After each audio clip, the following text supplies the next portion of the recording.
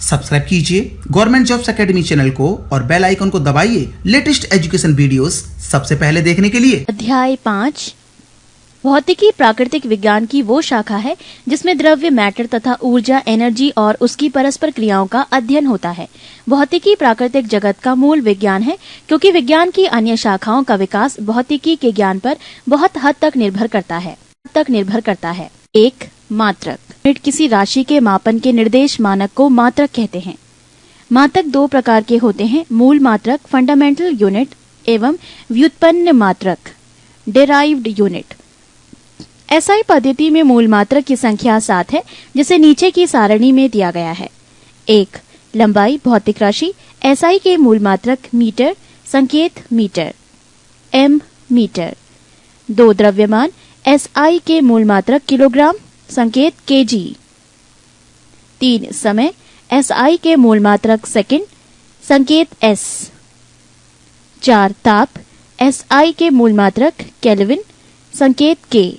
5. विद्युत धारा एसआई के मूल मात्रक एम्पियर संकेत ए। 6. ज्योति तीव्रता एसआई के मूल मात्रक कैंडेला संकेत सीडी। 7. पदार्थ का परिमाण एसआई के मूल मात्रक मोल संकेत MOL। एसआई के संपूरक मूल मात्रक एक समतल कोण रेडियन संकेत RAD। 2. घन कोण सॉलिड एंगल एसआई के मूल मात्रक स्टेरेडियन संकेत SR। एसआई के कुछ पुराने मात्रकों के नए नाम और संकेत। 1. ताप डिग्री सेंटीग्रेड डिग्री सेल्सियस पुराना संकेत डिग्री सेल्सियस नया।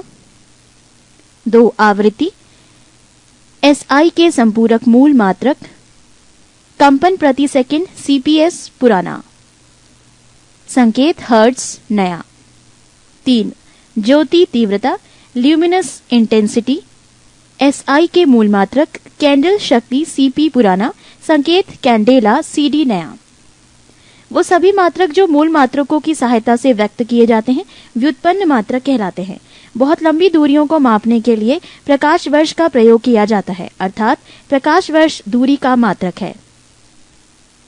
एक प्रकाश वर्ष बराबर 9.46 गुणा 10 की पावर 15 मीटर। दूरी मापने की सबसे बड़ी इकाई पारसेक है।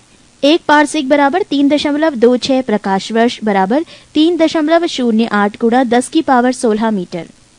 बल्कि CGS पद्धति में मात्रक डाइन है एवं SI पद्धति में मात्रक न्यूटन है। 1 न्यूटन बराबर 10 की पावर 5 डाइन। कार्य की CGC पद्धति में मात्रक अर्ग है एवं SI पद्धति में मात्रक जूल है। 1 जूल बराबर 10 की पावर 7 अर्ग। पृष्ठ 271। 10 की विभिन्न घातों के प्रतीक symbols of various powers of 10। भौतिकी में बहुत छोटी और बहुत बड़ी राशियों के मानों को 10 की घात के रूप में व्यक्त किया जाता है। 10 की कुछ घातों को विशेष नाम तथा संकेत दिए गए हैं जिसे नीचे दी गई सारणी में दिया गया है। 10 की घात 10 की घात 18 पूर्व प्रत्यय प्रीफिक्स एक्सा प्रतीक कैपिटल E। 10 की घात 15 पूर्व प्रत्यय पेटा प्रतीक कैपिटल P। 10 की पावर 12 पूर्व प्रत्यय टेरा प्रतीक कैपिटल T। 10 की पावर 9 पूर्व प्रत्यय जाएगा सिंबल प्रतीक कैपिटल G। 10 की पावर 6 मेगा प्रतीक कैपिटल M। 10 की पावर 3 किलो प्रतीक स्मॉल k। 10 की पावर 2 हेक्टो प्रतीक स्मॉल h। 10 की पावर 1 डेका प्रतीक स्मॉल da। 10 की पावर -18 पूर्व प्रत्यय एटो प्रतीक स्मॉल a। 10 की पावर -15 फेम्टो प्रतीक स्मॉल f। 10 की पावर -12 पीको प्रतीक कैपिटल P। 10 की पावर -9 नैनो प्रतीक small n। 10 की पावर -6 माइक्रो स्मॉल u। 10 की पावर -3 मिली प्रतीक small m।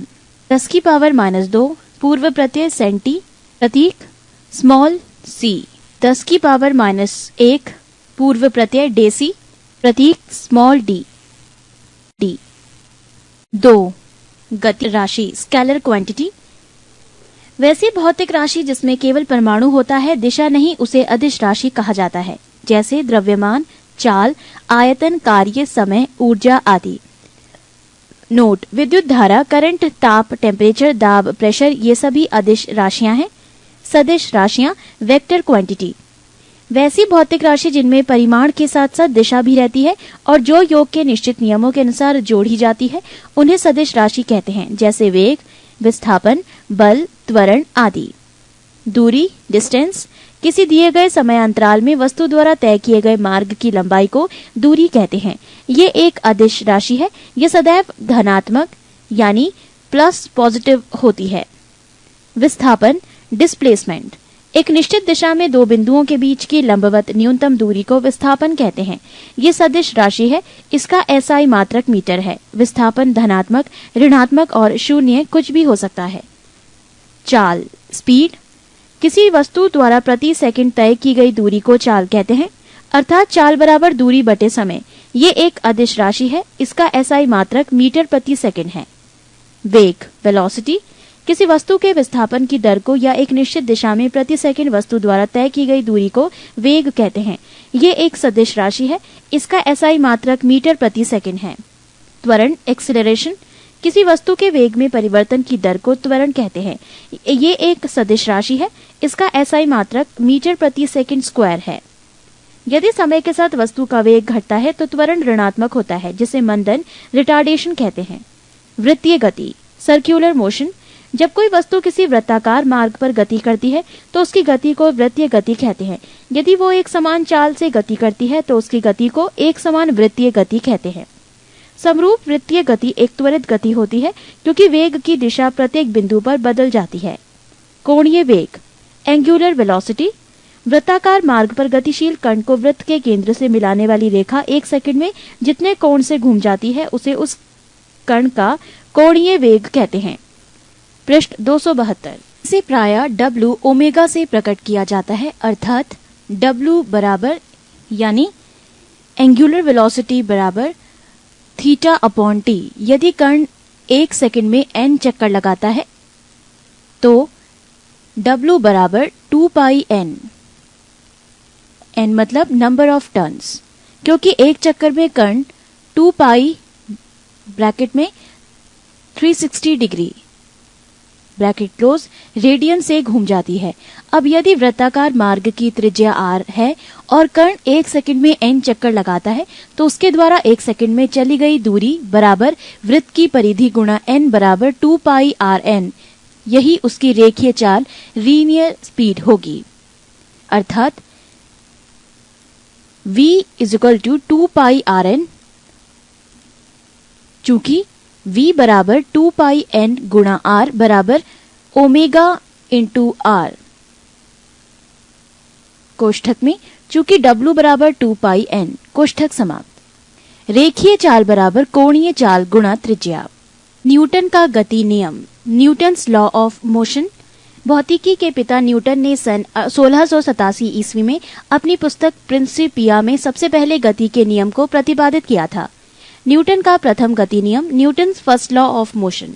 यदि कोई वस्तु विराम अवस्था में है तो वो विराम अवस्था में रहेगी, या यदि वो एक समान चाल से सीधी रेखा में चल रही है तो वैसी ही चलती रहेगी जब तक कि उस पर कोई बाह्य बल लगाकर उसकी वर्तमान अवस्था में परिवर्तन ना किया जाए। प्रथम नियम को गैलीलियो का नियम या जड़त्व का नियम भी कहते हैं। बाह्य बल के अभाव में किसी वस्तु की अपनी विराम अवस्था या समान गति की अवस्था को बनाए रखने की प्रवृत्ति को जड़त्व कहते हैं। प्रथम नियम से बल की परिभाषा मिलती है। बल की परिभाषा, बल वो बाह्य कारक है जो किसी वस्तु की प्रारंभिक अवस्था में परिवर्तन करता है या परिवर्तन करने की चेष्टा करता है। बल एक सदिश राशि है। इसका SI मात्रक न्यूटन है। जड़त्व के कुछ उदाहरण: 1. ठहरी हुई मोटर या रेलगाड़ी के अचानक चल पड़ने पर उसमें बैठे यात्री पीछे की ओर झुक जाते हैं। 2. चलती हुई मोटर कार के अचानक रुकने पर उसमें बैठे यात्री आगे की ओर झुक जाते हैं। 3. कंबल को हाथ से पकड़कर डंडे से पीटने पर धूल के कण झड़कर गिर पड़ते हैं। संवेग, मोमेंटम, किसी वस्तु के द्रव्यमान तथा वेग के गुणनफल को उस वस्तु का संवेग कहते हैं, अर्थात संवेग बराबर वेग गुणा द्रव्यमान। ये एक सदिश राशि है। इसका SI मात्रक किलोग्राम गुणा मीटर प्रति सेकंड है। न्यूटन का द्वितीय गति नियम, Newton second law of motion. किसी वस्तु के संवेग में परिवर्तन की दर उस वस्तु पर आरोपित बल के समानुपाती होता है तथा संवेग के परिवर्तन बल की दिशा में होता है। अब यदि आरोपित बल F बल की दिशा में उत्पन्न त्वरण A एवं वस्तु का द्रव्यमान m हो तो न्यूटन के गति के दूसरे नियम से F बराबर ma अर्थात न्यूटन के दूसरे नियम से बल का व्यंजक प्राप्त होता है। नोट, प्रथम नियम दूसरे नियम का ही अंग है। न्यूटन का तृतीय गति नियम, Newton's third law of motion. प्रत्येक क्रिया के बराबर परंतु विपरीत दिशा में प्रतिक्रिया होती है। उदाहरण के लिए 1. बंदूक से गोली चलाने पर चलाने वाले को पीछा की ओर धक्का लगना। 2. नाव से किनारे पर कूदने पर नाव के पीछे की ओर हट जाना। 3. रॉकेट को उड़ाने में। संवेग संरक्षण का सिद्धांत। यदि कणों के किसी समूह या निकाय पर कोई बाह्य बल नहीं लग रहा हो तो उस निकाय का कुल संवेग नियत रहता है, अर्थात टक्कर के पहले और बाद का संवेग बराबर होता है। पृष्ठ 273। आवेग, इम्पल्स। जब कोई बड़ा बल किसी वस्तु पर थोड़े समय के लिए कार्य करता है तो बल तथा समय अंतराल के गुणनफल को उस बल का आवेग कहते हैं। आवेग बराबर बल गुणा समय अंतराल बराबर संवेग में परिवर्तन। आवेग एक सदिश राशि है जिसका मात्रक न्यूटन सेकंड ns है, कैपिटल N और स्मॉल s, तथा इसकी दिशा वही होती है जो बल की होती है। अभिकेंद्रीय बल, सेंट्रीपेटल फोर्स। जब कोई वस्तु किसी वृत्ताकार मार्ग पर चलती है तो उस पर एक बल वृत्त के केंद्र की ओर कार्य करता है। इस बल को ही अभिकेंद्रीय बल कहते हैं। इस बल के अभाव में वस्तु वृत्ताकार मार्ग पर नहीं चल सकती है। यदि कोई m द्रव्यमान का पिंड v चाल से r त्रिज्या के वृत्तीय मार्ग पर चल रहा है तो उस पर कार्यकारी वृत्त के केंद्र की ओर आवश्यक अभिकेंद्रीय बल F बराबर mv²/r होता है। अपकेंद्रीय बल, सेंट्रीफ्यूगल फोर्स। अजड़त्वीय फ्रेम, नॉन इनर्शियल फ्रेम में न्यूटन के नियमों को लागू करने के लिए कुछ ऐसे बलों की कल्पना करनी होती है जिन्हें परिवेश में किसी पिंड से संबंधित नहीं किया जा सकता। ये बल छद्म बल या जड़त्वीय बल कहलाते हैं। अपकेंद्रीय बल एक ऐसा ही जड़त्वीय बल या छद्म बल है। इसकी दिशा अपकेंद्रीय बल के विपरीत दिशा में होती है। कपड़ा सुखाने की मशीन, दूध से मक्खन निकालने की मशीन आदि अपकेंद्रीय बल के सिद्धांत पर कार्य करती है। नोट, वृत्तीय पथ पर गतिमान वस्तु पर कार्य करने वाले अभिकेंद्रीय बल की प्रतिक्रिया होती है। जैसे मौत के कुएं में कुएं की दीवार मोटरसाइकिल पर अंदर की ओर क्रिया बल लगाती है, जबकि इसका प्रतिक्रिया बल मोटरसाइकिल द्वारा कुएं की दीवार पर बाहर की ओर कार्य करता है। कभी कभी बाहर की ओर कार्य करने वाले इस प्रतिक्रिया बल को भ्रमवश अपकेंद्रीय बल कह दिया जाता है, जो कि बिल्कुल गलत है। बल आघूर्ण, मूवमेंट ऑफ फोर्स।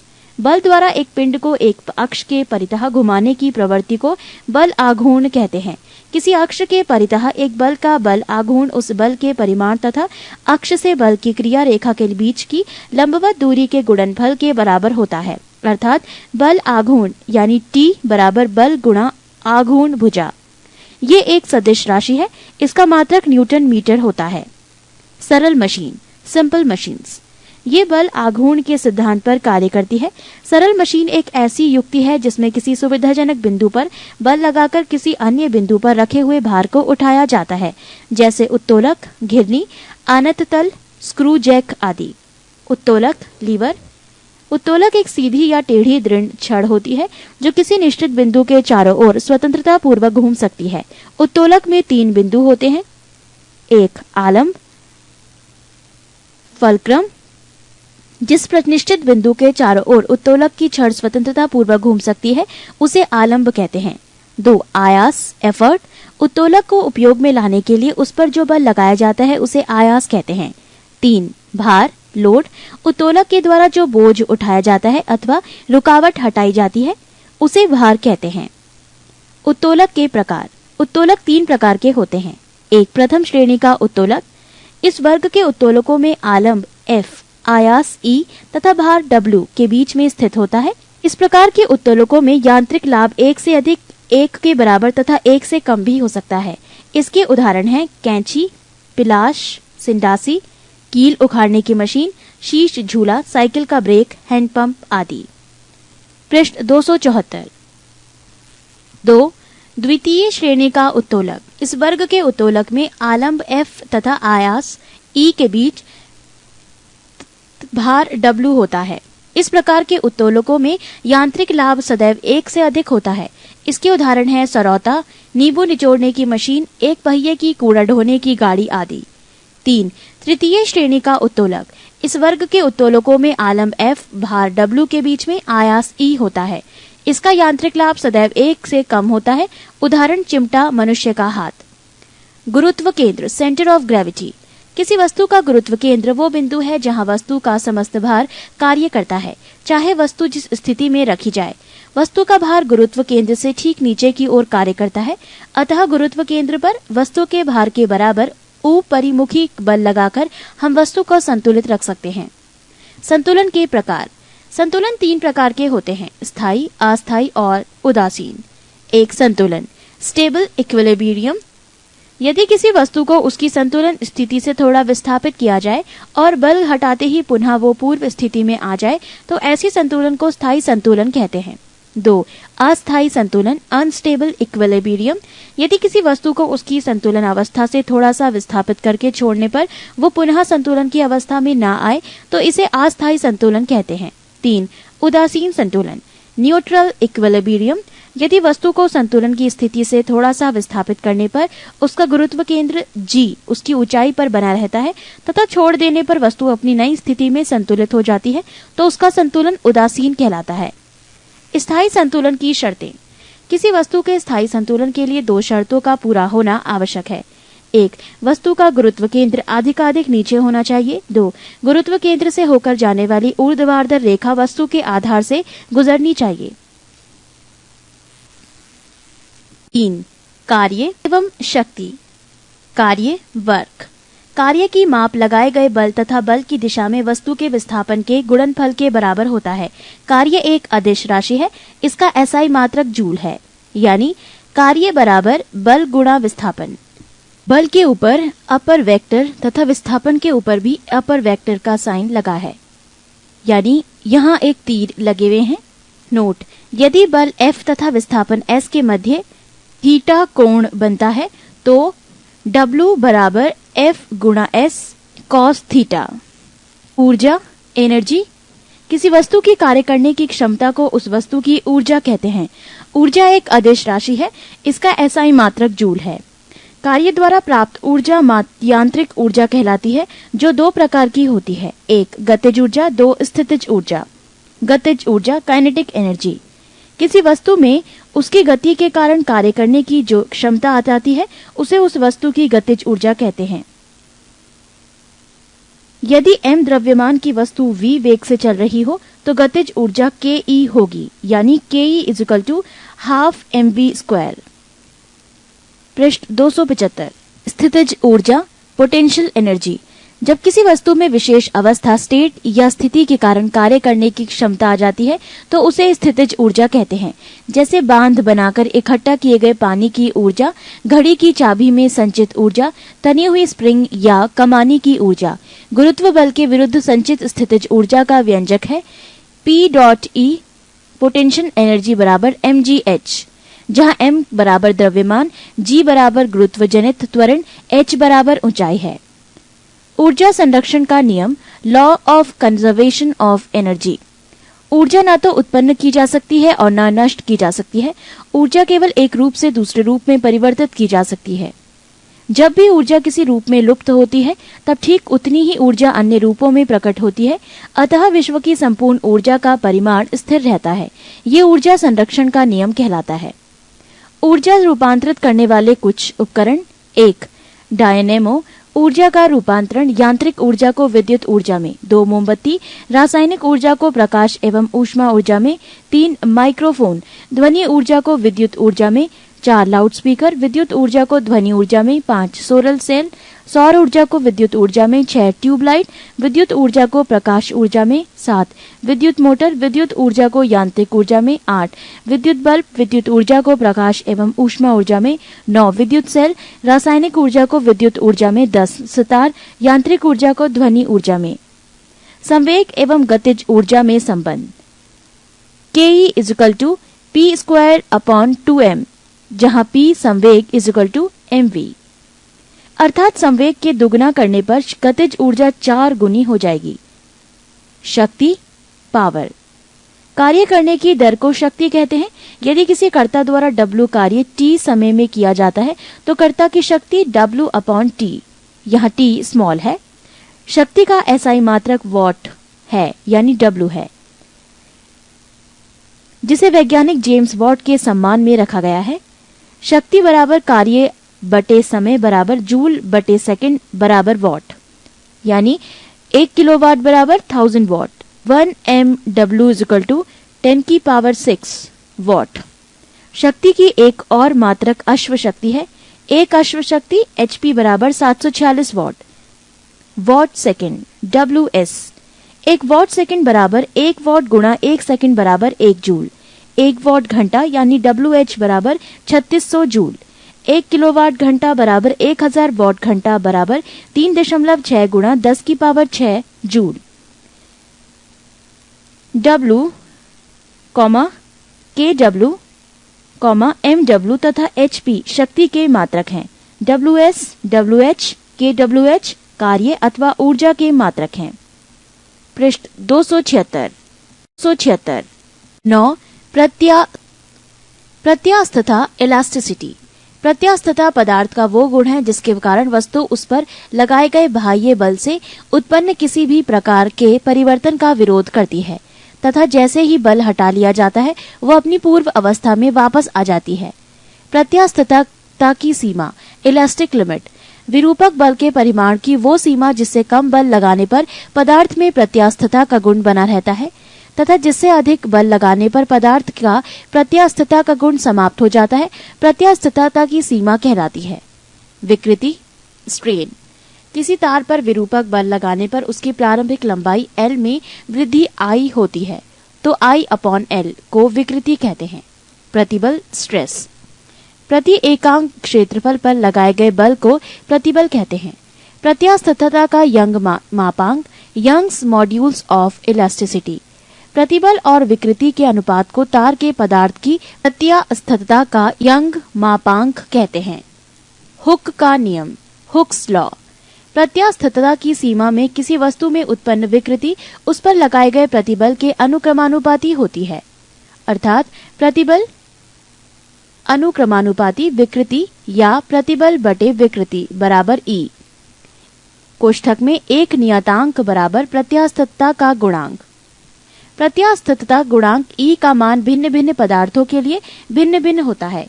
इसका SI मात्रक न्यूटन मीटर की पावर -2 होता है, जिसे पास्कल कहते हैं।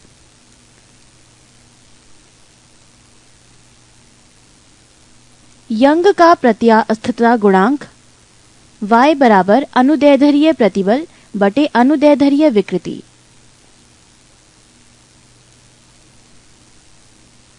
यदि विकृति आयतन में हो तो उसे आयतन प्रत्यास्थता गुणांक K कहते हैं। अपरूपण विकृति हेयर के लिए इसे दृढ़ता गुणांक यानी एटा कहते हैं। 10. सरल आवर्त गति पीरियोडिक मोशन। एक निश्चित पथ पर गति करती वस्तु जब एक निश्चित समय अंतराल के पश्चात बार बार अपनी पूर्व गति को दोहराती है तो इस प्रकार की गति को आवर्त गति कहते हैं। दोलन गति ऑस्किलेटरी मोशन।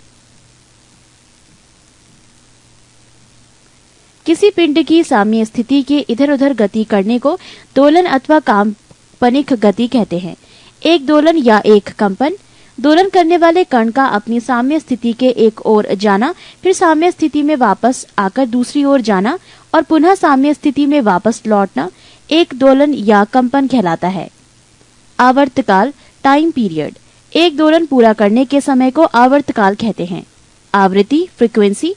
कंपन करने वाली वस्तु एक सेकंड में जितना कंपन करती है उसे उसकी आवृत्ति कहते हैं। इसका SI मात्रक हर्ट्ज होता है। यदि आवृत्ति n तथा आवर्तकाल t हो तो n बराबर I/T होता है। सरल आवर्त गति सिंपल हार्मोनिक मोशन। यदि कोई वस्तु एक सरल रेखा पर मध्यमान स्थिति मीन पोजीशन के इधर उधर इस प्रकार की गति करे कि वस्तु का त्वरण मध्यमान स्थिति से वस्तु के विस्थापन के अनुक्रमानुपाती हो तथा त्वरण की दिशा मध्यमान स्थिति की ओर हो तो उसकी गति सरल आवर्त गति कहलाती है। पृष्ठ 283। सरल आवर्त गति की विशेषताएं। सरल आवर्त गति करने वाला कण जब अपनी मध्यमान स्थिति से गुजरता है तो 1 उस पर कोई बल कार्य नहीं करता है, 2 उसका त्वरण 0 होता है, 3 वेग अधिकतम होता है, 4 गतिज ऊर्जा अधिकतम होती है, 5 स्थितिज ऊर्जा 0 होती है। सरल आवर्त गति करने वाला कण जब अपनी गति के अंत बिंदुओं से गुजरता है तो 1 उसका त्वरण अधिकतम होता है, 2 उस पर कार्य करने वाला प्रत्यानयन बल अधिकतम होता है, 3 गतिज ऊर्जा 0 होती है, 4 स्थितिज ऊर्जा अधिकतम होती है, 5 वेग 0 होता है। सरल लोलक सिंपल पेंडुलम। यदि एक भारहीन व लंबाई में न बढ़ने वाली डोरी के निचले सिर से पदार्थ के किसी गोल परंतु भारी कण को लटकाकर डोरी को किसी दृढ़ आधार से लटका दे तो इस समायोजन को सरल लोलक कहते हैं। यदि लोलक बॉब को साम्य स्थिति से थोड़ा विस्थापित करके छोड़ दे तो इसकी गति सरल आवर्त गति होती है। यदि डोरी का प्रभावी लंबाई I एवं गुरुत्वीय त्वरण G हो तो सरल लोलक का आवर्तकाल T बराबर 2 पाई ब्रैकेट L/G होता है। इसे निम्न निष्कर्ष निकलते हैं। 1 T directly proportional bracket L अर्थात लंबाई बढ़ने पर T बढ़ जाएगा। यही कारण है कि यदि कोई लड़की झूला झूलते झूलते खड़ी हो जाए तो उसका गुरुत्व केंद्र ऊपर उठ जाएगा और प्रभावी लंबाई घट जाएगी, जिससे झूले का आवर्तकाल घट जाएगा अर्थात झूला जल्दी जल्दी दोलन करेगा। 2 आवर्तकाल लोलक के द्रव्यमान पर निर्भर नहीं करता है, अतः झूलने वाली लड़की की बगल में कोई दूसरी लड़की आकर बैठ जाए तो आवर्तकाल पर कोई प्रभाव नहीं पड़ेगा।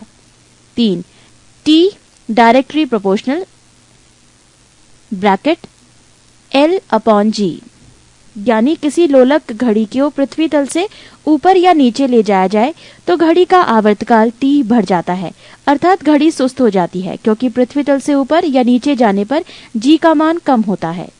4 यदि लोलक घड़ी को उपग्रह पर ले जाएं तो वहां भारहीनता के कारण G बराबर O अतः घड़ी का आवर्तकाल T अनंत हो जाएगा, अतः उपग्रह में लोलक घड़ी काम नहीं करेगी। गर्मियों में लोलक की लंबाई I बढ़ जाएगी तो उसका आवर्तकाल T भी बढ़ जाएगा, अतः घड़ी सुस्त हो जाएगी। सर्दियों में I कम हो जाने पर T भी कम हो जाएगा और लोलक घड़ी तेज चलने लगेगी। चंद्रमा पर लोलक घड़ी को ले जाने पर उसका आवर्तकाल बढ़ जाएगा, क्योंकि चंद्रमा पर G का मान पृथ्वी के G के मान का 1/6 गुना है। 11 तरंगों को मुख्यतः 2 भागों में बांटा जा सकता है। 1 यांत्रिक तरंग मैकेनिकल वेव, 2 अयांत्रिक तरंग नॉन मैकेनिकल वेव। यांत्रिक तरंग वो तरंगे जो किसी पदार्थिक माध्यम ठोस द्रव अथवा गैस में संचारित होती है, यांत्रिक तरंगे कहलाती है। यांत्रिक तरंगों को मुख्यतः 2 भागों में बांटा गया है। 1 अनुदैर्ध्य तरंग लॉन्गिट्यूडिनल वेव्स, 2 अनुप्रस्थ तरंग ट्रांसवर्स वेव्स। पृष्ठ 284। अनुदैर्ध्य तरंग जब तरंग गति की दिशा माध्यम के कणों के कंपन करने की दिशा के अनुदिश या समांतर होती है तो ऐसी तरंग के अनुदैर्ध्य तरंग कहते हैं। ध्वनि अनुदैर्ध्य तरंग का उदाहरण है। अनुप्रस्थ तरंग जब तरंग गति की दिशा माध्यम के कणों के कंपन करने की दिशा के लंबवत होती है तो इस प्रकार की तरंगों को अनुप्रस्थ तरंग कहते हैं। अयांत्रिक तरंग या विद्युत चुंबकीय तरंग इलेक्ट्रोमैग्नेटिक वेव्स वैसी तरंगी जिसके संचरण के लिए किसी माध्यम की आवश्यकता नहीं होती है, अर्थात तरंगे निर्वात में भी संचारित हो सकती हैं, उन्हें विद्युत चुंबकीय या अयांत्रिक तरंग कहते हैं। सभी विद्युत चुंबकीय तरंग एक ही चाल से चलती है जो प्रकाश की चाल के बराबर होती है। सभी विद्युत चुंबकीय तरंग फोटोन की बनी होती हैं। विद्युत चुंबकीय तरंगों का तरंगदैर्ध्य परिसर 10⁻⁻14 मीटर से लेकर 10⁻⁴ मीटर तक होता है। विद्युत चुंबकीय तरंगों के गुण 1 ये उदासीन होती हैं, 2 ये अनुप्रस्थ होती हैं, 3 ये प्रकाश के वेग से गमन करती है, 4 इसके पास ऊर्जा एवं संवेग होती है, 5 इसकी अवधारणा मैक्सवेल के द्वारा प्रतिपादित किया गया। प्रमुख विद्युत चुंबकीय तरंगे 1 गामा किरणें विद्युत चुंबकीय तरंगे। खोजकर्ता बैकुरल तरंगदैर्ध्य परिसर 10⁻⁻14 मीटर से 10⁻⁻10 मीटर।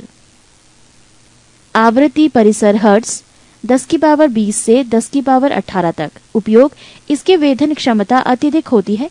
इसका उपयोग नाभिकीय अभिक्रिया तथा कृत्रिम रेडियोधर्मिता में की जाती है। 2 विद्युत चुंबकीय तरंगे, एक्स किरणें। खोजकर्ता रोंजन। तरंग दैर्ध्य 10⁻⁻10 मीटर से 10⁻⁻8 मीटर तक। आवृत्ति परिसर 10⁻18 से 10⁻16 तक। उपयोग चिकित्सा एवं औद्योगिक क्षेत्र में इसका उपयोग किया जाता है। 3. पराबैंगनी किरणें। खोजकर्ता रिटर। तरंग दैर्ध्य परिसर 10⁻⁻8 मीटर से 10⁻⁻7 मीटर तक। आवृत्ति परिसर 10⁻14 तक। उपयोग सिकाई करने, प्रकाश वैद्युत प्रभाव को उत्पन्न करने, बैक्टीरिया को नष्ट करने में किया जाता है। 4. दृश्य विकिरण। खोजकर्ता न्यूटन। तरंग दैर्ध्य परिसर 3.9 × 10⁻⁷ मीटर से 7.8 × 10⁻⁷ मीटर तक। आवृत्ति 10⁻14 से 10⁻12 तक। उपयोग इससे हम वस्तुएं दिखलाई पड़ती है। 5. अवरक्त विकिरण। खोजकर्ता हर्शेल। तरंग दैर्ध्य परिसर 7.8 × 10⁻⁷ से 10⁻³ मीटर तक। आवृत्ति परिसर हर्ट्ज 10⁻12 से 10⁻10 हर्ट्ज तक। उपयोग ये किरणें ऊष्मीय विकिरण है। ये जिस वस्तु पर पड़ती हैं उसका ताप बढ़ जाता है। इसका उपयोग कोहरे में फोटोग्राफी करने एवं रोगियों की सेकाई करने में किया जाता है। 6. लघु रेडियो तरंगे या हर्ट्जियन तरंगे। खोजकर्ता हेनरिक हर्ट्ज। तरंग दैर्ध्य परिसर 10⁻³ मीटर से 1 मीटर तक। आवृत्ति परिसर 10⁻10 से 10⁻8 तक। उपयोग रेडियो, टेलीविजन एवं टेलीफोन में इसका उपयोग होता है। 7. विद्युत चुंबकीय तरंगे, दीर्घ रेडियो तरंगे। खोजकर्ता मार्कोनी। तरंग दैर्ध्य परिसर 1 मीटर से 10⁻4 मीटर तक। आवृत्ति परिसर हर्ट्ज में 10⁻6 से 10⁻4 हर्ट्ज तक। उपयोग रेडियो एवं टेलीविजन में उपयोग होता है। नोट 10⁻³ मीटर से 10⁻² मीटर की तरंगे सूक्ष्म तरंगे कहलाती हैं। पृष्ठ 285। तरंग गति। किसी कारक द्वारा उत्पन्न विक्षोभ के आगे बढ़ने की प्रक्रिया को तरंग गति कहते हैं। कंपन की कला, फेज ऑफ वाइब्रेशन। आवर्त गति में कंपन करते हुए किसी कण की किसी क्षण पर स्थिति तथा गति की दिशा को जिस राशि द्वारा निरूपित किया जाता है उसे उसी क्षण पर के कंपन की कला कहते हैं। निम्न तरंगे विद्युत चुंबकीय नहीं है। 1. कैथोड किरणें। 2. कैनाल किरणें। 3. अल्फा किरणें।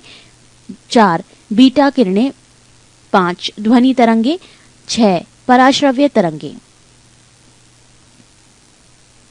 आयाम, एम्पलीट्यूड।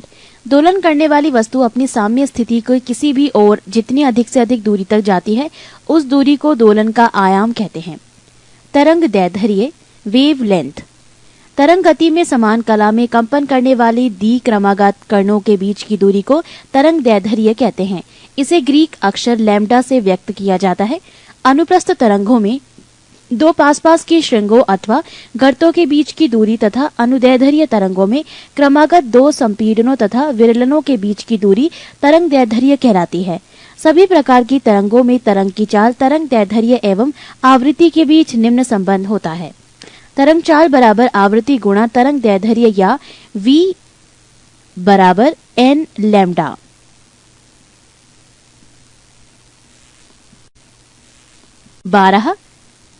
ध्वनि तरंग अनुदैर्ध्य यांत्रिक तरंगे होती हैं। जिन यांत्रिक तरंगों की आवृत्ति 20 हर्ट्ज से 20,000 हर्ट्ज के बीच होती है उनकी अनुभूति हमें अपने कानों के द्वारा होती है और इन्हें हम ध्वनि के नाम से पुकारते हैं। ध्वनि तरंगों का आवृत्ति परिसर। 1. अपश्रव्य तरंगे, इनफ्रासोनिक वेव्स। 20 हर्ट्ज से नीचे की आवृत्ति वाली ध्वनि तरंगों को अपश्रव्य तरंगे कहते हैं। इसे हमारा कान सुन नहीं सकता है। इस प्रकार की तरंगों को बहुत बड़े आकार के स्रोतों से उत्पन्न किया जा सकता है। 2. श्रव्य तरंगे, ऑडिएबल वेव्स। 20 हर्ट्ज से 20,000 हर्ट्ज के बीच की आवृत्ति वाली तरंगों को श्रव्य तरंग कहते हैं। इन तरंगों को हमारा कान सुन सकता है। 3. पराश्रव्य तरंगे, अल्ट्रासोनिक वेव। 20,000 हर्ट्ज से ऊपर की तरंगों को पराश्रव्य तरंगे कहा जाता है। मनुष्य के कान इसे नहीं सुन सकता है, परंतु कुछ जानवर जैसे कुत्ता, बिल्ली, चमगादड़ आदि इसे सुन सकते हैं। इन तरंगों को गाल्टन की सीटी के द्वारा तथा दाब वैद्युत प्रभाव की विधि द्वारा क्वार्ट्ज के क्रिस्टल के कंपनों से उत्पन्न करते हैं। इन तरंगों की आवृत्ति बहुत ऊंची होने के कारण इसमें बहुत अधिक ऊर्जा होती है। साथ ही इनका तरंग दैर्ध्य छोटी होने के कारण इन्हें एक पतले किरण पुंज के रूप में बहुत दूर तक भेजा जा सकता है। पराश्रव्य तरंगों के उपयोग: 1. संकेत भेजने में 2. समुद्र की गहराई का पता लगाने में 3. कीमतों, कपड़ों, वायुयान तथा घड़ियों के पुर्जों को साफ करने में 4. कल कारखानों की चिमनियों से कालिख हटाने में 5. दूध के अंदर के हानिकारक जीवाणुओं को नष्ट करने में 6. गठिया रोग के उपचार एवं मस्तिष्क के ट्यूमर का पता लगाने में। ध्वनि की चाल: स्पीड ऑफ साउंड। विभिन्न माध्यमों में ध्वनि की चाल भिन्न भिन्न होती है। किसी माध्यम में ध्वनि की चाल मुख्यतः माध्यम की प्रत्यास्थता तथा घनत्व पर निर्भर करती है। ध्वनि की चाल सबसे अधिक ठोस में, उसके बाद द्रव में और उसके बाद गैस में होती है। वायु में ध्वनि की चाल 332 मीटर प्रति सेकंड, जल में ध्वनि की चाल 1483 मीटर प्रति सेकंड और लोहे में ध्वनि की चाल 5130 मीटर प्रति सेकंड होती है। पृष्ठ 286। जब ध्वनि एक माध्यम से दूसरे माध्यम में जाती है तो ध्वनि की चाल एवं तरंग दैर्ध्य बदल जाती है, जबकि आवृत्ति नहीं बदलती है। किसी माध्यम में ध्वनि की चाल आवृत्ति पर निर्भर नहीं करती है। ध्वनि की चाल पर दाब का प्रभाव: ध्वनि की चाल पर दाब का कोई प्रभाव नहीं पड़ता है, अर्थात दाब घटाने या बढ़ाने पर ध्वनि की चाल अपरिवर्तित रहती है। विभिन्न माध्यमों में ध्वनि की चाल: माध्यम वायु, ध्वनि की चाल मीटर प्रति second at degree Celsius 332, hydrogen की 1269, कार्बन डाइऑक्साइड की 260, भाप 100 डिग्री सेल्सियस 405, अल्कोहल की 1213, जल की 1483, समुद्र जल की 1533, पारा की 1450, कांच की 5640, एल्यूमिनियम 6420 और लोहा 5130 मीटर प्रति सेकंड एट डिग्री सेल्सियस। ध्वनि की चाल पर ताप का प्रभाव: माध्यम का ताप बढ़ाने पर उसमें ध्वनि की चाल बढ़ जाती है। वायु में प्रति 1 डिग्री सेल्सियस ताप बढ़ाने पर ध्वनि की चाल 0.61 मीटर प्रति सेकंड बढ़ जाती है। ध्वनि की चाल पर आर्द्रता का प्रभाव: नमी युक्ति वायु का घनत्व शुष्क वायु के घनत्व से कम होता है, अतः शुष्क वायु की अपेक्षा नमी युक्त वायु में ध्वनि की चाल अधिक होती है। ध्वनि के लक्षण: कैरेक्टरिस्टिक्स ऑफ साउंड। ध्वनि के मुख्यतः 3 लक्षण होते हैं: 1 तीव्रता, 2 तारतत्व और 3 गुढ़ता। 1 तीव्रता, इंटेंसिटी। तीव्रता ध्वनि का वो लक्षण है जिसके कारण ध्वनि धीमी या तेज सुनाई पड़ती है। माध्यम के किसी बिंदु पर ध्वनि की तीव्रता उस बिंदु पर एकांक क्षेत्रफल से प्रति सेकंड तल के लंबवत गुजरने वाली ऊर्जा के बराबर होती है। ध्वनि की तीव्रता व्यक्त करने का मात्रक बेल है। ध्वनि की निरपेक्ष तीव्रता को वॉट मीटर की पावर -2 WM² -2 में व्यक्त किया जाता है। बेल एक बड़ा मात्रक है, अतः व्यवहार में इससे छोटा मात्रक डेसिबल dB व्यक्त होता है, जो बेल का 10वां भाग है। ध्वनि की तीव्रता स्रोत से दूरी के वेग के व्युत्क्रमानुपाती आयाम के वर्ग के अनुक्रमानुपाती, आवृत्ति के वर्ग के अनुक्रमानुपाती तथा माध्यम के घनत्व के अनुक्रमानुपाती होता है।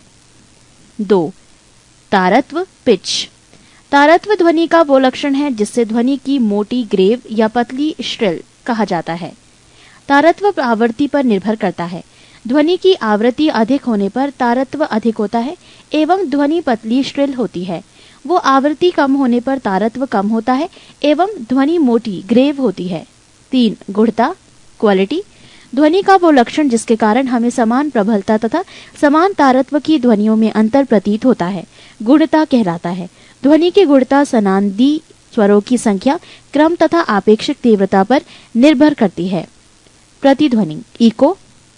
जब ध्वनि तरंगे दूर स्थित किसी दृढ़ टावर या पहाड़ से टकराकर परावर्तित होती है तो इसे परावर्तित ध्वनि को प्रतिध्वनि कहते हैं। प्रतिध्वनि सुनने के लिए श्रोता एवं परावर्तक सतह के बीच न्यूनतम 17 मीटर यानी 16.6 मीटर दूरी होनी चाहिए।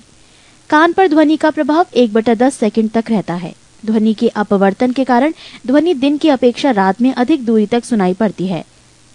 अनुनाद, रेसोनेंस।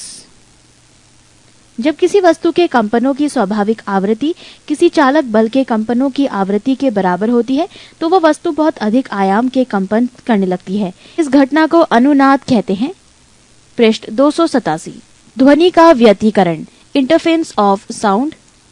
जब समान आवृत्ति या आयाम को दी जाने वाली ध्वनि तरंगे एक साथ किसी बिंदु पर पहुंचती हैं, तो उस बिंदु पर ध्वनि ऊर्जा का पुनः वितरण हो जाता है। इस घटना को ध्वनि का व्यतिकरण कहते हैं। यदि दोनों तरंगे उस बिंदु पर एक ही कुला फेज में पहुंचती है, तो वहां ध्वनि की तीव्रता अधिकतम होती है। इसे समपोषी कंस्ट्रक्टिव व्यतिकरण कहते हैं। यदि दोनों तरंगे विपरीत कला में पहुंचती हैं, तो वहां पर तीव्रता न्यूनतम होती है। इसे विनाशी डिस्ट्रक्टिव व्यतिकरण कहते हैं। ध्वनि का विवर्तन, डिफ्रैक्शन ऑफ साउंड। ध्वनि का तरंग दैर्ध्य 1 मीटर की कोटि का होता है। अतः जब इसी कोटि का कोई अवरोध ध्वनि का मार्ग में आता है, तो ध्वनि अवरोध के किनारे से मुड़कर आगे बढ़ जाती है। इस घटना को ध्वनि का विवर्तन कहते हैं। डॉपलर प्रभाव, डॉपलर्स इफेक्ट। जब किसी ध्वनि स्रोत एवं श्रोता के बीच आपेक्षिक गति होती है, तो श्रोता को ध्वनि की आवृत्ति उसकी वास्तविक आवृत्ति से अलग सुनाई पड़ती है। इसे ही डॉपलर प्रभाव कहते हैं। मैक संख्या, किसी माध्यम में किसी पिंड की चाल तथा उसी माध्यम में ताप एवं दाब की उन्हीं परिस्थितियों में ध्वनि की चाल के अनुपात को उस वस्तु की उस माध्यम में मैक संख्या कहते हैं। यदि मैक संख्या 1 से अधिक है, तो पिंड की चाल पराध्वनिक सुपरसोनिक कहलाती है। यदि मैक संख्या 5 से अधिक है, तो ध्वनि की चाल अति पराध्वनिक हाइपरसोनिक कहलाती है। प्रघाती तरंग, शॉक वेव्स। जब पिंड की चाल पराध्वनिक हो जाती है, तो वो अपने पीछे माध्यम में शंक्वाकार विक्षोभ छोड़ती है। इस विक्षोभ के संचरण को ही प्रघाती तरंग कहते हैं। मानव नेत्र, अष्टदृष्टि की न्यूनतम दूरी 25 सेंटीमीटर होती है। 1. निकट दृष्टि दोष, मायोपिया। इस रोग से ग्रसित व्यक्ति नजदीक की वस्तु को देख लेता है, परंतु दूर स्थित वस्तु को नहीं देख पाता है। कारण 1. लेंस की गोलाई बढ़ जाती है। 2. लेंस की फोकस दूरी घट जाती है। 3. लेंस की क्षमता बढ़ जाती है। इस कारण वस्तु का प्रतिबिंब रेटिना पर न बनकर रेटिना के आगे बन जाता है। रोग का निवारण, निकट दृष्टि दोष के निवारण के लिए उपयुक्त फोकस दूरी के अवतल लेंस का प्रयोग किया जाता है। पृष्ठ 299। 2. दूर दृष्टि दोष, हाइपरमेट्रोपिया। इस रोग से ग्रसित व्यक्ति को दूर की वस्तु दिखाई पड़ती है, निकट की वस्तु दिखाई नहीं पड़ती है। कारण 1. लेंस की गोलाई कम हो जाती है। 2. लेंस की फोकस दूरी बढ़ जाती है। 3. लेंस की क्षमता घट जाती है। इस रोग में निकट की वस्तु का प्रतिबिंब रेटिना के पीछे बनता है। रोग का निवारण, इस दोष के निवारण के लिए उपयुक्त फोकस दूरी के उत्तल लेंस का प्रयोग किया जाता है। 3. जरा दृष्टि दोष, प्रेस बायोपिया। वृद्धावस्था के कारण आंख की सामंजस्य क्षमता घट जाती है या समाप्त हो जाती है, जिसके कारण व्यक्ति न तो दूर की वस्तु और न निकट की ही वस्तु देख पाता है। रोग का निवारण, इस रोग के निवारण के लिए द्विफोकसी लेंस, उभयातल लेंस या बाईफोकल लेंस का उपयोग किया जाता है। 4. दृष्टि वैषम्य या अबिंदुकता, एस्टिग्मैटिज्म। इसमें नेत्र क्षैतिज दिशा में तो ठीक देख पाता है, परंतु ऊर्ध्व दिशा में नहीं देख पाता है। इसके निवारण हेतु बेलनाकार लेंस, सिलेंड्रिकल लेंस का प्रयोग किया जाता है। नोट 1. रेटिना की शंकु क्रॉन्स कोशिका से रंग व एवं छड़ रॉड्स कोशिका से प्रकाश की तीव्रता का आभास होता है। 2. जब आंख में धूल जाती है तो उसका नेत्र श्लेष्मता कंजक्टिविया अंग सूज जाता है और लाल हो जाता है। 3. आंख के रंग से मतलब आइरिस के रंग से होता है। सूक्ष्मदर्शी तथा दूरदर्शी, माइक्रोस्कोप एंड टेलीस्कोप। सरल सूक्ष्मदर्शी, ये कम फोकस दूरी का उत्तल लेंस होता है। इसमें वस्तु का आकार वस्तु द्वारा नेत्र पर बनाए गए दर्शन कोण पर निर्भर करता है। दर्शन कोण जितना छोटा होता है, उतना ही वस्तु छोटी दिखाई पड़ती है। सरल सूक्ष्मदर्शी का आवर्धन क्षमता m बराबर 1 प्लस d/5, जहां d बराबर 25 सेंटीमीटर, f बराबर लेंस की फोकस दूरी। संयुक्त सूक्ष्मदर्शी, कंपाउंड माइक्रोस्कोप। इसमें एक ही अक्ष पर दो उत्तल लेंस लगे होते हैं। जो लेंस वस्तु की ओर होता है उसे अभिदृश्यक लेंस, ऑब्जेक्टिव लेंस, और जो आंख के समीप होता है उसे अभिनेत्र लेंस, आई लेंस कहते हैं। अभिदृश्यक लेंस का द्वारक मुख्य व्यास अभिनेत्र लेंस की अपेक्षा छोटा होता है। नेत्रिका तथा अभिदृश्यक में जितनी ही कम फोकस दूरी के लेंसों का उपयोग होता है उसकी आवर्धन क्षमता उतनी ही अधिक होती है। दूरदर्शी टेलीस्कोप, इसमें दो उत्तल लेंस होते हैं। अभिदृश्यक लेंस की फोकस दूरी नेत्रिका लेंस से अधिक होती है। अभिदृश्यक लेंस अधिक द्वारक का होता है, जिससे ये दूर से आने वाले प्रकाश की अधिक मात्रा को एकत्रित करता है। 15 स्थिर पदार्थों को परस्पर रगड़ने से उस पर जो आवेश की मात्रा संचित रहती है उसे स्थिर विद्युत कहते हैं। स्थिर विद्युत में आवेश स्थिर रहता है। बेंजामिन फ्रैंकलिन ने दो प्रकार के आवेशों का धनात्मक आवेश व ऋणात्मक आवेश नाम दिया है। पृष्ठ 300। समान प्रकार के अर्थात धन धन या ऋण ऋण आवेश परस्पर प्रतिकर्षित करते हैं तथा विपरीत प्रकार के आवेश परस्पर आकर्षित करते हैं। वस्तुओं का आवेशन इलेक्ट्रॉनों के स्थानांतरण के फलस्वरूप होता है। यहाँ नीचे सारणी में कुछ वस्तुएं इस ढंग से सजाई गई हैं कि यदि किसी वस्तु को किसी दूसरी वस्तु से रगड़कर विद्युत उत्पन्न की जाए तो सारणी में जो ऊपर है उसमें धन आवेश तथा जो नीचे है उसमें ऋण आवेश उत्पन्न होता है। जैसे कांच को कागज के साथ रगड़ने पर कांच में धन आवेश एवं कागज में ऋण आवेश उत्पन्न हो जाता है। ए रोआ, 2 फलानेल, 3 चमड़ा, 4 मोम, 5 कांच, 6 कागज, 7 रेशम, 8 मानव शरीर, 9 लकड़ी, 10 धातु, 11 रबड़, 12 रेजिन, 13 अंबर, 14 गंधक, 15 एबोनाइट, 16 गाटा पाचा। आवेश के पृष्ठ घनत्व, सरफेस डेंसिटी ऑफ चार्ज, चालक के इकाई क्षेत्रफल पर स्थित आवेश की मात्रा को उस आवेश का पृष्ठ घनत्व कहते हैं। चालक का पृष्ठ घनत्व चालक के आकार एवं चालक के समीप स्थित अन्य चालक या विद्युत रोधी पदार्थों पर निर्भर करता है। पृष्ठ घनत्व सबसे अधिक चालक के नुकीले भाग पर होता है, क्योंकि नुकीले भाग का क्षेत्रफल सबसे कम होता है। चालक कंडक्टर, जिन पदार्थों से होकर विद्युत आवेश सरलता से प्रवाहित होता है उन्हें चालक कहते हैं, जैसे चांदी, तांबा, एल्यूमीनियम आदि। चांदी सबसे अच्छा चालक है, दूसरा स्थान तांबा का है। अचालक नॉन कंडक्टर्स, जिन पदार्थों से होकर आवेश का वो प्रवाह नहीं होता है उन्हें अचालक कहते हैं, जैसे लकड़ी, रबड़, कागज आदि। कूलाम का नियम, कूलाम्स लॉ, दो स्थिर विद्युत आवेशों के बीच लगने वाला आकर्षण अथवा प्रतिकर्षण बल दोनों आवेशों की मात्राओं के गुणनफल के अनुक्रमानुपाती एवं उनके बीच की दूरी के वर्ग के व्युत्क्रमानुपाती होता है तथा ये बल दोनों आवेशों को मिलाने वाली रेखा के अनुदिश कार्य करता है। विद्युत क्षेत्र, इलेक्ट्रिकल फील्ड, किसी आवेश या आवेशित वस्तु के चारों ओर का स्थान जहां तक उसके प्रभाव का अनुभव किया जा सके विद्युत क्षेत्र कहलाता है।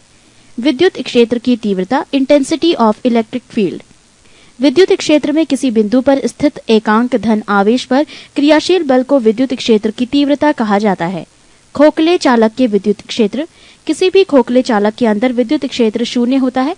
यदि ऐसे चालक को आवेशित किया जाए तो संपूर्ण आवेश उसके बाहरी पृष्ठ पर ही रहता है। अतः खोखला गोला एक विद्युत परीक्षक इलेक्ट्रोस्टैटिक शील्ड का कार्य करता है। यही कारण है कि यदि किसी कार पर तड़ित विद्युत गिर जाए तो कार के अंदर बैठे व्यक्ति पूर्ण सुरक्षित रहता है। तड़ित से प्राप्त विद्युत आवेश कार की बाहरी सतह पर ही रहता है। विद्युत विभव, इलेक्ट्रिकल पोटेंशियल, किसी धनात्मक आवेश को अनंत से विद्युत क्षेत्र के किसी बिंदु तक लाने के लिए किए गए कार्य W एवं आवेश का मान Q0 के अनुपात रेशो को उस बिंदु का विद्युत विभव कहा जाता है। विद्युत विभव का SI मात्रक वोल्ट होता है। ये एक अदिश राशि है। विभवांतर, पोटेंशियल डिफरेंस, एक कूलाम धनात्मक आवेश को विद्युत क्षेत्र में एक बिंदु से दूसरे बिंदु तक ले जाने में किए गए कार्य को उन बिंदुओं के मध्य विभवांतर कहते हैं। इसका मात्रक भी वोल्ट होता है। ये एक अदिश राशि है। पृष्ठ 301। विद्युत धारिता, इलेक्ट्रिक कैपेसिटी, किसी चालक की धारिता C चालक को दिए गए आवेश Q तथा उसके कारण चालक के विभव में होने वाले परिवर्तन V के अनुपात रेशियो को कहते हैं। विद्युत धारिता का SI मात्रक फैराड होता है। विद्युत सेल, इलेक्ट्रिक सेल, विद्युत सेल मुख्यतः दो प्रकार के होते हैं, एक प्राथमिक सेल प्राइमरी सेल, दो द्वितीयक cell secondary cell.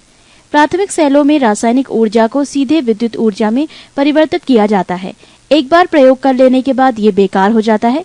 वोल्टीय cell, लेक-लांशे cell, Daniel cell, शुष्क सेल प्राथमिक सेल के उदाहरण हैं। द्वितीयक सेल में पहले विद्युत ऊर्जा को रासायनिक ऊर्जा में, फिर रासायनिक ऊर्जा को विद्युत ऊर्जा में परिवर्तित किया जाता है। आवेशन चार्जिंग कर इसे बार बार प्रयोग में लाया जा सकता है। वोल्टीय सेल का आविष्कार 1799 ईस्वी में प्रोफेसर एलिजांडो वोल्टा ने किया था। इसमें जस्ते की छड़ कैथोड के रूप में, एक तांबे की छड़ एनोड के रूप में प्रयोग की जाती है। इन छड़ों को कांच के बर्तन में रखे सल्फ्यूरिक अम्ल में रखा जाता है। लेक-लांशे सेल में एनोड के रूप में कार्बन डाई छड़ एवं कैथोड के रूप में जस्ते की छड़ का प्रयोग किया जाता है। इन छड़ों को कांच के बर्तन में रखे अमोनियम क्लोराइड में रखा जाता है। लेक-लांशे सेल में एनोड के रूप में प्रयुक्त कार्बन की छड़ मैग्नीज डाई ऑक्साइड व कार्बन के मिश्रण के बीच रखी जाती है। लेक-लांशे सेल को विद्युत वाहक बल यानी विभव लगभग 1.5 वोल्ट होता है। लेक-लांशे सेल का प्रयोग वहां किया जाता है जहां रुक रुक कर थोड़े समय के लिए विद्युत धारा की आवश्यकता होती है, जैसे विद्युत घंटी, टेलीफोन आदि। शुष्क सेल में जस्ते के बर्तन में मैग्नीज डाइऑक्साइड, अमोनियम क्लोराइड, नौसादर एवं कार्बन का मिश्रण भरा रहता है। इस मिश्रण के बीच में कार्बन की एक छड़ रखी रहती है। इसमें कार्बन की छड़ एनोड के रूप में एवं जस्ते के बर्तन कैथोड के रूप में कार्य करती है। इस सेल का विभव 1.5 वोल्ट होता है। 16. विद्युत धारा। किसी चालक में विद्युत आवेश के प्रवाह की दर को विद्युत धारा कहते हैं। विद्युत धारा की दिशा धन आवेश की गति की दिशा की ओर मानी जाती है। इसका एसआई मात्रक एम्पियर है। ये एक अदिश राशि है।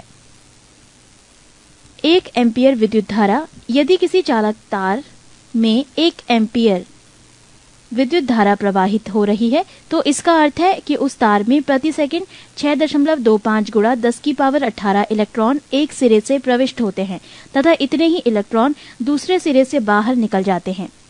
प्रतिरोध, रेसिस्टेंस।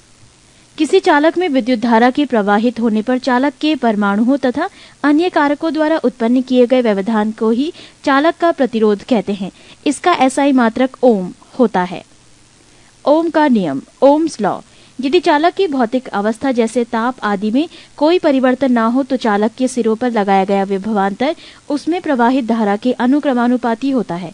यदि किसी चालक के 2 बिंदुओं के बीच विभवांतर V वोल्ट हो तथा उसमें प्रवाहित धारा I एम्पियर हो तो ओम के नियमानुसार V अनुक्रमानुपाती I या V = RI, जहां R एक नियतांक है जिसे चालक का प्रतिरोध कहते हैं। पृष्ठ 302। ओमीय प्रतिरोध, ओमिक रेसिस्टेंस। जो चालक ओम के नियम का पालन करते हैं उनके प्रतिरोध को ओमीय प्रतिरोध कहते हैं, जैसे मैग्नीज का तार। अनओमीय प्रतिरोध, नॉन ओमिक रेसिस्टेंस। जो चालक ओम के नियम का पालन नहीं करते हैं उनके प्रतिरोध को अनओमीय प्रतिरोध कहते हैं, जैसे डायोड बल्ब का प्रतिरोध, ट्रायोड बल्ब का प्रतिरोध। चालकता, कंडक्टेंस। किसी चालक के प्रतिरोध के व्युत्क्रम का चालक की चालकता कहते हैं। इसे G से सूचित करते हैं, यानी G = 1/R। इसकी एसआई इकाई ओम की पावर -1 होता है, जिसे महो भी कहते हैं। इसका एसआई इकाई सीमेन भी होता है। विशिष्ट प्रतिरोध, स्पेसिफिक रेसिस्टेंस। किसी चालक का प्रतिरोध उसकी लंबाई के अनुक्रमानुपाती तथा उसके अनुप्रस्थ काट के क्षेत्रफल के व्युत्क्रमानुपाती होता है। अर्थात यदि चालक की लंबाई I और उसकी अनुप्रस्थ काट का क्षेत्रफल A है तो R डायरेक्टली प्रोपोर्शनल I/A या R = रो सही I/A, जहां रो एक नियतांक है। इसी चालक का विशिष्ट प्रतिरोध कहा जाता है। अतः एक ही पदार्थ के बने हुए मोटे तार का प्रतिरोध कम तथा पतले तार का प्रतिरोध अधिक होता है। विशिष्ट चालकता, कंडक्टिविटी। किसी चालक के विशिष्ट प्रतिरोध के व्युत्क्रम को चालक का विशिष्ट चालकता कहते हैं। इसे छोटा सिग्मा = 1/ρ। इसकी एसआई इकाई ओम की पावर -1 मीटर की पावर -1 यानी ओम स्क्वायर -1 m² -1 होती है। प्रतिरोधों का संयोजन, कॉम्बिनेशन ऑफ रेसिस्टेंस। सामान्यतः प्रतिरोधों का संयोजन दो प्रकार से होता है, एक श्रेणी क्रम सीरीज कॉम्बिनेशन में, दो समानांतर क्रम पैरेलल कॉम्बिनेशन में। श्रेणी क्रम में संयोजित प्रतिरोधों का समतुल्य प्रतिरोध समस्त प्रतिरोधों के योग के बराबर होता है। समानांतर क्रम में संयोजित प्रतिरोधों के समतुल्य प्रतिरोध का व्युत्क्रम इनवर्स उनके प्रतिरोधों के व्युत्क्रमों के योग के बराबर होता है। विद्युत शक्ति, इलेक्ट्रिक पावर। विद्युत परिपथ में ऊर्जा के क्षय होने की दर को शक्ति कहते हैं। इसका एसआई मात्रक वोट होता है। किलोवाट घंटा मात्रक अथवा यूनिट। 1 किलोवाट घंटा मात्रक अथवा 1 यूनिट विद्युत ऊर्जा का वी मात्रा है जो कि किसी परिपथ में 1 घंटा में व्यय होती है, जबकि परिपथ में 1 किलोवाट की शक्ति हो। किलोवाट घंटा मात्रक बराबर वोल्ट गुणा एम्पियर गुणा घंटा बटे 1000 बराबर वाट गुणा घंटा बटे 1000। अमीटर। विद्युत धारा को एम्पियर में मापने वाले के लिए अमीटर मापक यंत्र का प्रयोग किया जाता है। इसे परिपथ में सदैव श्रेणी क्रम में लगाया जाता है। एक आदर्श अमीटर का प्रतिरोध 0 होना चाहिए। वोल्टमीटर। वोल्टमीटर का प्रयोग परिपथ के किन्हीं दो बिंदुओं के बीच विभवांतर मापने में किया जाता है। इसे परिपथ में सदैव समानांतर क्रम में लगाया जाता है। एक आदर्श वोल्टामीटर का प्रतिरोध अनंत होना चाहिए। विद्युत फ्यूज, इलेक्ट्रिक फ्यूज। विद्युत फ्यूज का प्रयोग परिपथ में लगे उपकरणों की सुरक्षा के लिए किया जाता है। ये टिन 63% व सीसा 37% की मिश्र धातु का बना होता है। ये सदैव परिपथ के साथ श्रेणी क्रम में जोड़ा जाता है। इसका गलनांक कम होता है। गैल्वेनोमीटर। विद्युत परिपथ में विद्युत धारा की उपस्थिति बनाने वाला एक यंत्र है। इसकी सहायता से 10⁻⁻6 एम्पियर तक की विद्युत धारा को मापा जा सकता है। पृष्ठ 303। शंट का उपयोग। शंट एक अत्यंत कम प्रतिरोध वाला तार होता है जिसे गैल्वेनोमीटर के समानांतर क्रम में लगाकर अमीटर बनाया जाता है। गैल्वेनोमीटर के श्रेणी क्रम में एक उच्च प्रतिरोध लगाकर वोल्टमीटर बनाया जाता है। ट्रांसफार्मर। विद्युत चुंबकीय प्रेरण के सिद्धांत पर कार्य करने वाला ये एक ऐसा यंत्र है जो उच्च एसी वोल्टेज को निम्न एसी वोल्टेज में एवं निम्न एसी वोल्टेज को उच्च एसी वोल्टेज में बदल देता है। ये केवल प्रत्यावर्ती धारा एसी के लिए प्रयुक्त किया जाता है। एसी डायनेमो या जनरेटर। ये यांत्रिक ऊर्जा को विद्युत ऊर्जा में परिवर्तित करता है। ये विद्युत चुंबकीय प्रेरण के सिद्धांत पर कार्य करता है। विद्युत मोटर, इलेक्ट्रिक मोटर। ये एक ऐसा यंत्र है जो विद्युत ऊर्जा को यांत्रिक ऊर्जा में बदल देता है। ये विद्युत चुंबकीय प्रेरण के सिद्धांत पर कार्य नहीं करता है। माइक्रोफोन। ये ध्वनि ऊर्जा को विद्युत ऊर्जा में परिवर्तित करता है। माइक्रोफोन विद्युत चुंबकीय प्रेरण के सिद्धांत पर आधारित होता है। प्राथमिक शक्ति स्टेशनों पर जो विद्युत धारा उत्पन्न होती है वो प्रत्यावर्ती धारा होती है तथा उसकी वोल्टता 22,000 वोल्ट या इससे अधिक हो सकती है। ग्रिड उप स्टेशन ट्रांसफार्मर की सहायता से वोल्टता बढ़ा देते हैं जो 132,000 वोल्ट तक भी हो सकती है ताकि विद्युत संचरण में विद्युत ऊर्जा का क्षय बहुत कम हो। 17. चुंबक लोहे का ऑक्साइड Fe3O4 है। इसका कोई निश्चित आकार नहीं होता है। कृत्रिम विधियों द्वारा बनाए गए चुंबक को कृत्रिम चुंबक कहते हैं। ये लोहा, इस्पात, कोबाल्ट आदि से बनाया जा सकता है। ये विभिन्न आकृति की होती है जैसे छड़, घोड़ानाल चुंबक, चुंबकीय सुई आदि। चुंबक लोहे को अपनी ओर आकर्षित करता है। इस गुण को चुंबकत्व कहते हैं। चुंबक के सिरों के समीप चुंबकत्व सबसे अधिक होता है। वो क्षेत्र चुंबक के ध्रुव पोल कहलाते हैं। चुंबक के ठीक मध्य में चुंबकत्व नहीं होता। चुंबक को क्षैतिज तल में स्वतंत्रता पूर्वक लटकाने पर उसका एक ध्रुव सदैव उत्तर की ओर तथा दूसरा ध्रुव सदैव दक्षिण की ओर ठहरता है। उत्तर की ओर ठहरने वाले ध्रुव को उत्तरी ध्रुव नॉर्थ पोल तथा दक्षिण की ओर ठहरने वाले ध्रुव को दक्षिणी ध्रुव साउथ पोल कहते हैं। चुंबक के दो ध्रुवों को मिलाने वाली रेखा को चुंबकीय अक्ष कहते हैं। समान ध्रुव में प्रतिकर्षण एवं असमान ध्रुव में आकर्षण होता है। चुंबक चुंबकीय पदार्थों में प्रेरण इंडक्शन द्वारा चुंबकत्व उत्पन्न कर देता है। चुंबकीय क्षेत्र मैग्नेटिक फील्ड। चुंबक के चारों ओर वो क्षेत्र जिसमें चुंबक के प्रभाव का अनुभव किया जा सकता है चुंबकीय क्षेत्र कहलाता है। चुंबकीय क्षेत्र की तीव्रता। चुंबकीय क्षेत्र में क्षेत्र के लंबवत एकांक लंबाई का ऐसा चालक तार रखा जाए जिसमें एकांक प्रबलता की धारा प्रवाहित हो रही हो तो चालक पर लगने वाला बल ही चुंबकीय क्षेत्र की तीव्रता की माप होगी। चुंबकीय क्षेत्र की तीव्रता एक सदिश राशि है। इसका मात्रक न्यूटन प्रति एम्पियर मीटर अथवा वेबर प्रति मीटर स्क्वायर या टेस्ला टी होता है। चुंबकीय बल रेखाएं। Magnetic lines of force. चुंबकीय क्षेत्र में बल रेखाएं वो काल्पनिक रेखाएं हैं जो उस स्थान में चुंबकीय क्षेत्र की दिशा को अविरत प्रदर्शन करती है। चुंबकीय बल रेखा के किसी भी बिंदु पर खींची गई स्पर्श रेखा उस बिंदु पर चुंबकीय क्षेत्र की दिशा को प्रदर्शित करती है। पृष्ठ 304। चुंबकीय बल रेखाओं के गुण। 1. चुंबकीय बल रेखाएं सदैव चुंबक के उत्तरी ध्रुव से निकलती है तथा वक्र बनाती हुई दक्षिणी ध्रुव में प्रवेश कर जाती है और चुंबक के अंदर से होती हुई पुनः उत्तरी ध्रुव पर वापस आती है। 2. दो बल रेखाएं एक दूसरे को कभी नहीं काटती। 3. चुंबकीय क्षेत्र जहां प्रबल होता है वहां बल रेखाएं पास पास होती हैं। 4. एक समान चुंबकीय क्षेत्र की बल रेखाएं परस्पर समानांतर एवं बराबर बराबर दूरियों पर होती हैं। चुंबकीय पदार्थ मैग्नेटिक सब्सटेंसेस। 1. प्रतिचुंबकीय पदार्थ डायामैग्नेटिक सब्सटेंसेस। प्रतिचुंबकीय पदार्थ वो पदार्थ हैं जो चुंबकीय क्षेत्र में रखे जाने पर क्षेत्र की विपरीत दिशा में चुंबकित हो जाते हैं। जस्ता, बिस्मथ, तांबा, चांदी, सोना, हीरा, नमक, जल आदि प्रतिचुंबकीय पदार्थों के उदाहरण हैं। 2. अनुचुंबकीय पदार्थ पैरामैग्नेटिक सब्सटेंसेस।